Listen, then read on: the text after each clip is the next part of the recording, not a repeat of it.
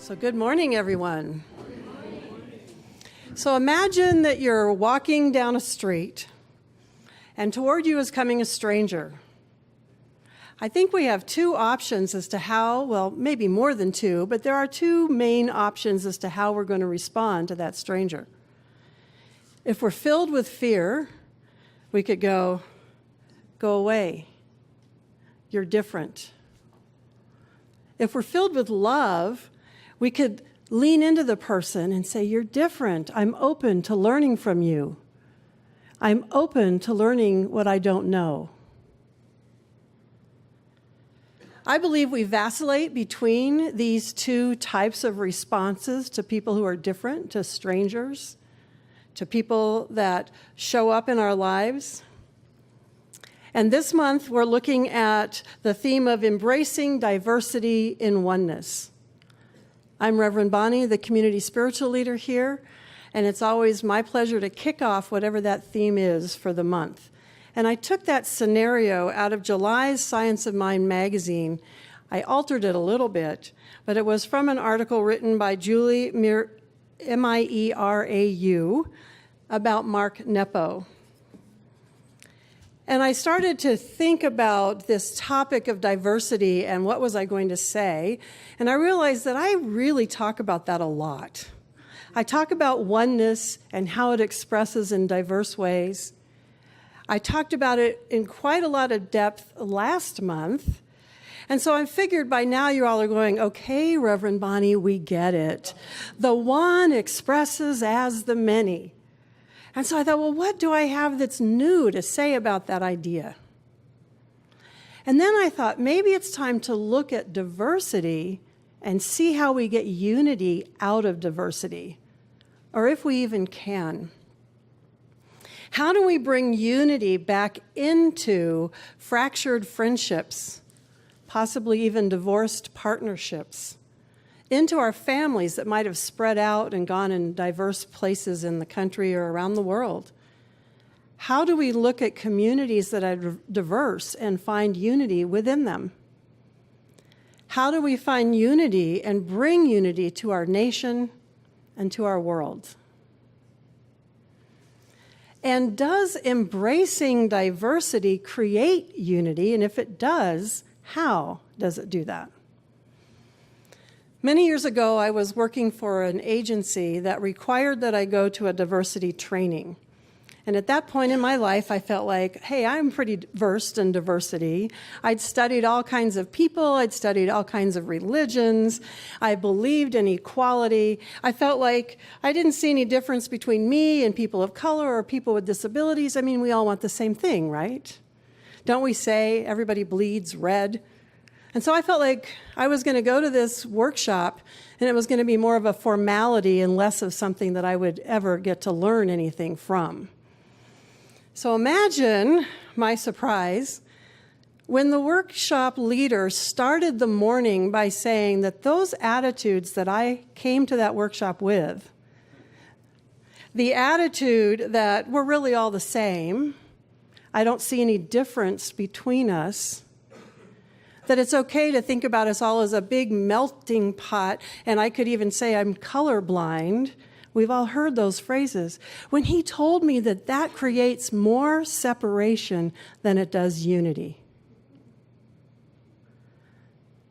I was stunned, and I thought, okay, so I kept listening. He was saying that it tended to anger and offend some people at worst, and at best made people feel invisible or unworthy. So I decided maybe I had something to learn, and I did learn a lot in that workshop. That day, I learned how important our personalized expression of the one really is to each one of us. Whatever we have as part of who we are is important to who we are and how we're expressing. For me to not see that there are things that express differently between us, for me to pretend that there are no differences or that diversity doesn't exist, actually causes separation.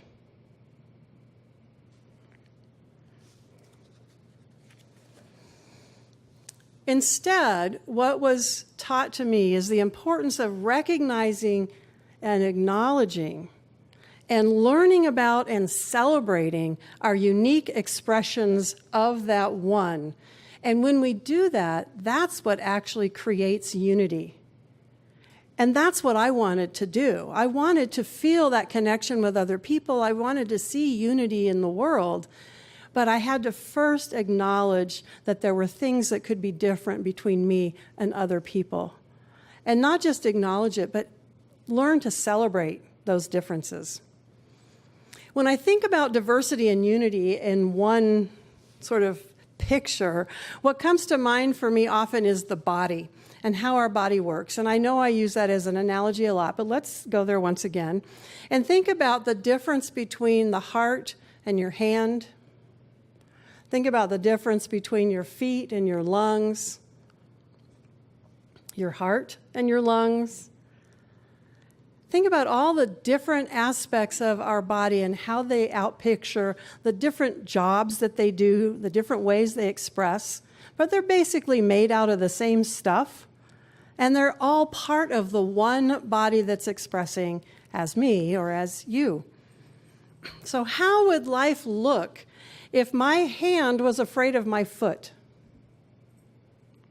How would life look if my heart was afraid of my lungs?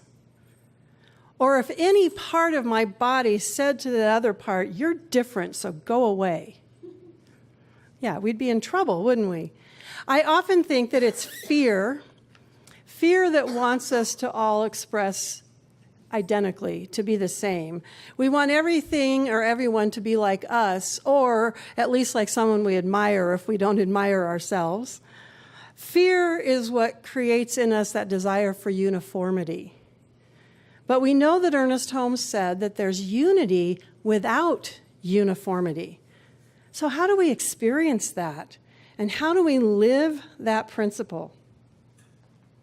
This morning's reading, as Teresa said, is from the August Science of Mind magazine, just last month. And the reading was from words of Ernest Holmes out of Creative Living Cornerstones. And again, I want to just highlight a little bit of what Teresa read. For love always liberates. It always increases our livingness. We should then take such love as we have in our hearts today and freely give it to everyone we meet. If it seems rejected by some, we should not be hurt, driven back into our prison, but remain liberated. Love will find the solution for every problem, will answer every question, is the lodestone of life, the center of reality, the heart of the universe, and will ultimately win and vanquish every foe.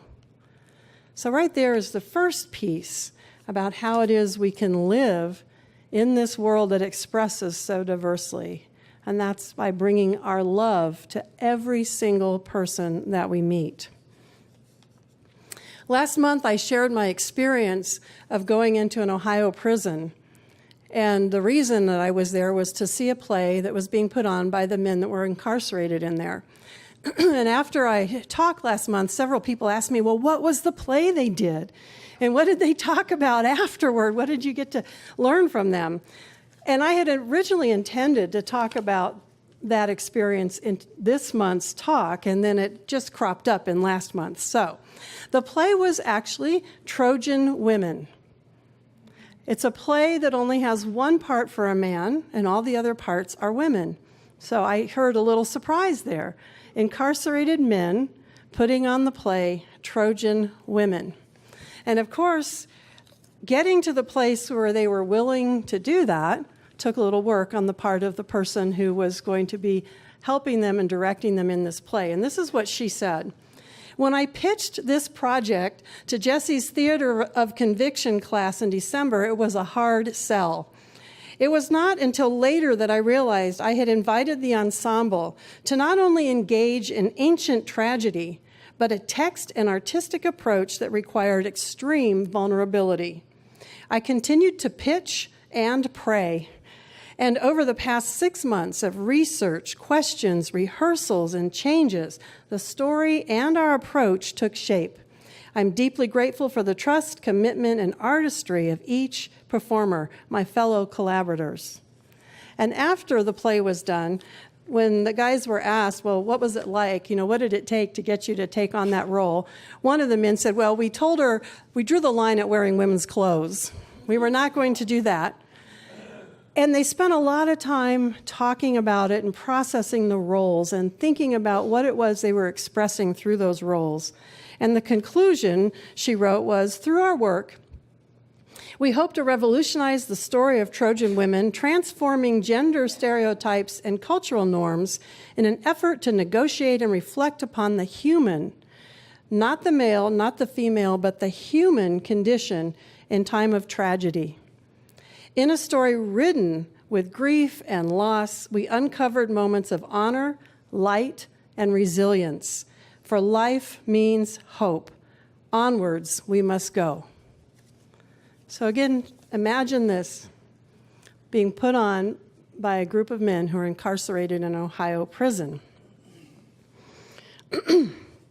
So when they were asked to share how it was to do these roles, one of the men talked about how after playing the role of a mother who was separated from her children who went off to war, he was able to really get how a woman must feel when she's separated from her child, either by war or incarceration.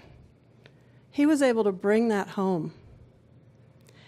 And then the one man that played the role of a man, he talked about how that was for him as well. His role was of the guard who had to take these women and put them in prison, essentially. And he said his role was supposed to be compassionate while also the guard who laid down the law and forced the women to do what the general was saying. And so he said, I didn't know how I was going to play that role until he looked around him in the prison and realized some of the guards he felt really cared about them, the men that were in there. And he thought some of the guards could care less and they were just showing up to do their job. So he started watching the guards that he knew cared about them. And he learned from watching them how to play that role of a compassionate guard in the play. So one way that we can create unity out of diversity is the willingness to try on other roles.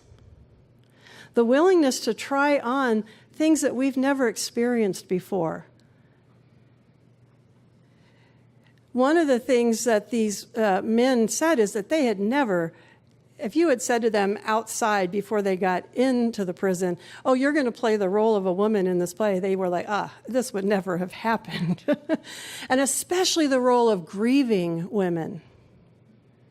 And yet I believe that the process that they went through is part of why when I walked in that room, I experienced such love and such ability to connect with them, because they had stretched outside of who they thought they were and had experienced something completely different than they'd ever experienced before in their lives. And this had opened their hearts, and this had opened their minds. I didn't sense any embarrassment on their part when they told me they were playing the role of a woman. In fact, I experienced a sense of pride and a complete openness to this experience.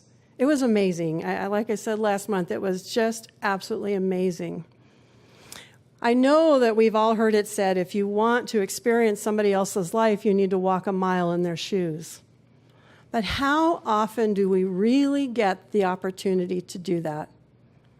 How often do we really experience what somebody else's life might be like and where they're coming from? How often do you get to do a play when you're playing the role of someone so completely different from any of your own life experience? I imagine Will could give us the opportunity if we asked him to. But often I also think that, I know for me, when I was in drama, I wanted roles that I could relate to. I didn't want to try and take on something so completely different.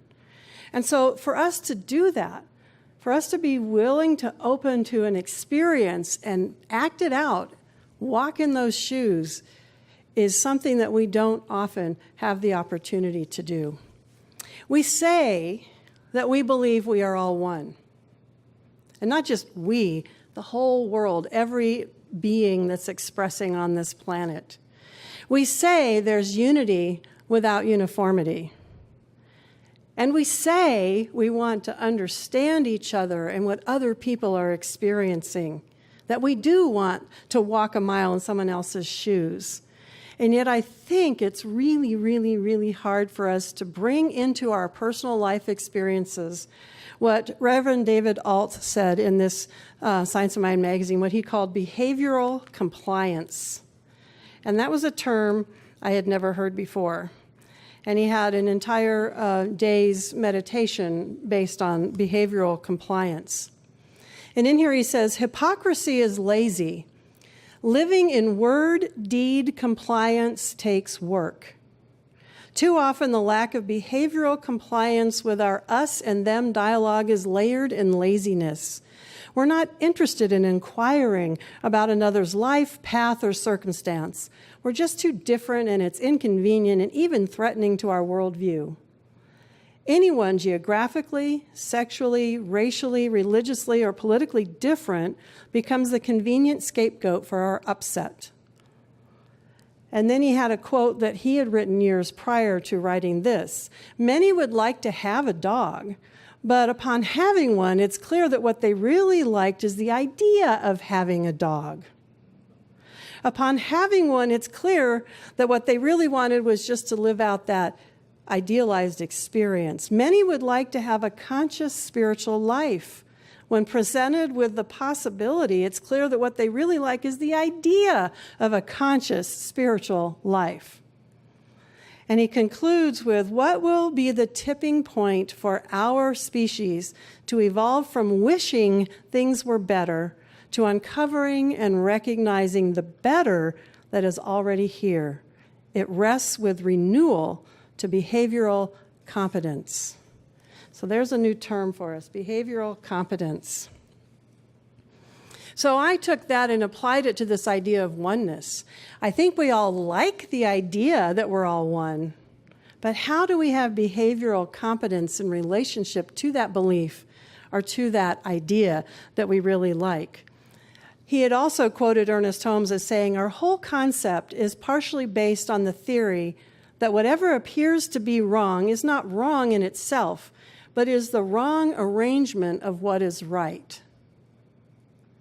So how do we then take our life and rearrange it so that we have it in congruence with what is right, so to speak, with this truth that there's oneness that expresses as diversity and that there is unity that can come out of diversity?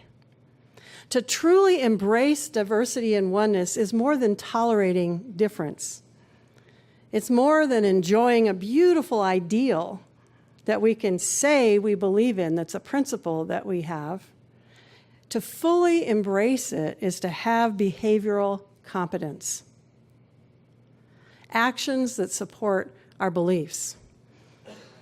So then I started thinking, well, how do we get that experience? How do we do that? And one of the things I've noticed over the years is that when people have a shared experience, especially people from differing areas, different backgrounds, that shared experience becomes a unifying event.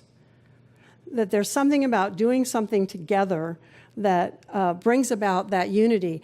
We noticed it, I think, during the disasters that we've seen over the last several years. We've seen people helping people from all walks of life. They're not asking each other, who did you vote for, or where did you go to school, or what language do you speak? They just got in there and helped each other. Remember with the hurricanes, especially, what all we saw going on there. And so there's that kind of shared experience. But do we have to have disasters to create those kinds of experiences between us? Thank you. She shook her head no. I don't think so. I think we can create experiences. We can find ways to have those kinds of experiences with each other. And one very simple way is to share a meal, which is something we do here. And so if you sit with different people and talk to different people, you're going to see what it is you have different, and you can celebrate that and feel the unity and connection that comes from that. Some of us are challenged because there are people here where we're situated that wander in off the street who haven't been a part of the service, who still sit to join us to eat. And so one way to have that behavioral competence is to sit down and have a conversation with these people. Talk to them, find out what their life experience is like, and share your own. Another way is to have a shared project, whether you do a service project or a project like keeping the center going, whether we're taking care of the front, we're pulling weeds. When we work on something together, it builds that sense of unity, no matter how different we might be. And then there's something new that came to my awareness in the last few months. Now, it's new to me. Maybe you all go, oh, I heard about that. But they're called escape rooms. Y'all heard about the escape rooms? Yeah. So these are things, we have a couple of them here in Las Cruces. And they're created so that a group of people can go in.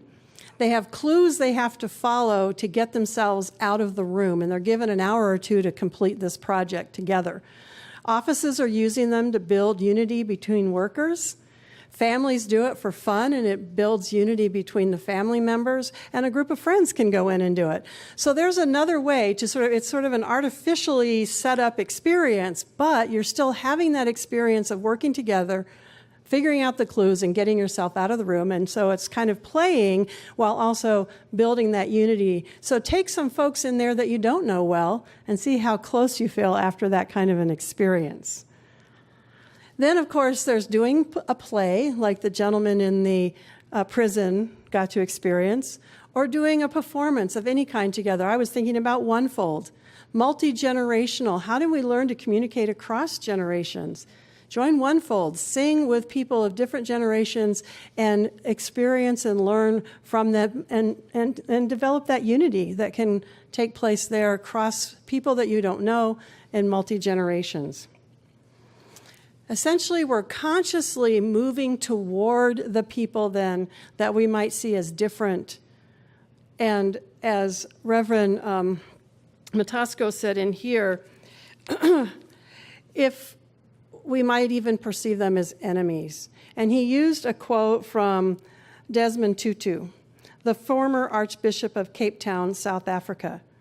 And this person, Desmond Tutu, was appointed as the chair of the Truth and Reconciliation Commission after the abolition of apartheid. And this is what he told us, that if we truly seek peace, we must find it within ourselves to resist the urge to make contact only with those that we see as friends. Instead, we need to move toward those we see as enemies. And I would just say, not just enemies, but maybe just different. How do we move toward those people we see as different? In doing so, we can draw upon and more actively lean into our spiritual understanding of oneness and the idea that the divine resides in all of us, even those we may consider to be on the opposing side. Engaging in this way, we seek to move into conversation and relationship. And that's what we've talked about before, too, talking and listening and sharing. Once we do that, he says it's more difficult to demonize and dehumanize someone that we have a personal connection with. It is through those connections that we can actively restore our idea of oneness in the world and within ourselves.